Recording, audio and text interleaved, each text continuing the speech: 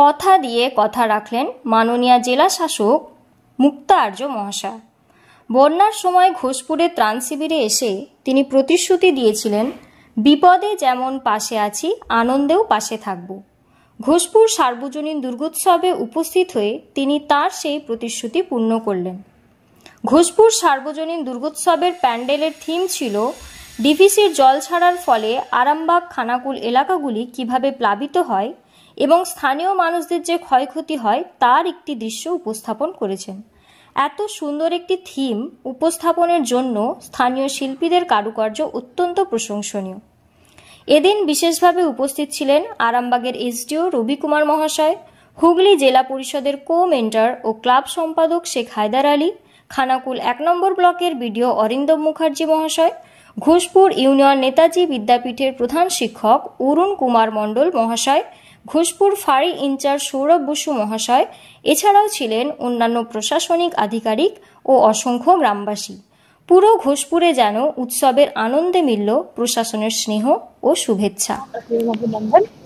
আর আজকে আমরা ঘোষপুর সার্বজনীন শীর্ষে দুর্গোৎসব যেটা রয়েছে খানাকুল ১ নম্বর ব্লকে এই প্যান্ডেলে এসেছি।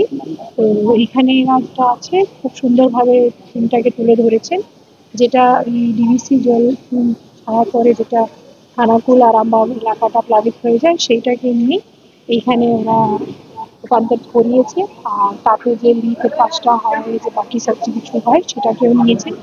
তো এটা একটা যেটা বোঝা যায় একটা এই থিমের কোনোদিনই আমরা কোনো সময় পুজোটা দেখিনি। তো ওনারা এটাকে ধরে মানে সেটাকে দেখিয়ে একটা পুজোতে নিয়ে এসছেন সেটা। তো আমরা ধন্যবাদ জানাই যাদের এটা নিয়ে নতুন ধারণাটা নিয়ে এই ক্লাবের পক্ষ থেকে জানা রয়েছে। এই পুজোটা উদ্বোধনটা আমাদের মাননীয় মুখ্যমন্ত্রী ম্যাডাম কিছুদিন আগে অলরেডি অনলাইন ভার্চুয়ালি করেছিলেন। তাও এখানকার মানুষের যারা আছেন তারা চাইছিলেন কি আমাদের জেলা প্রশাসনের পক্ষ থেকেও আমরা যেহেতু একটা ইনোভেটিভ থিম আমরা এসে দেখে যাই, তো এই জন্যে আমরা এদের পুজো প্যান্ডালে এসেছি। আর আমরা পুজো ক্লাবকে ধন্যবাদ জানাই। আর এখানকার সকলে যারা মেম্বাররা আছেন আর বা এমনি যারা আরামবাগবাসী আছে সবাইকে শারদীয় শুভেচ্ছা। পুজোটা খুব ভালোভাবে কাটান, খুব সুন্দরভাবে কাটান। আপনারা সকলেই ভালো সুন্দর সময় চলে কাটান।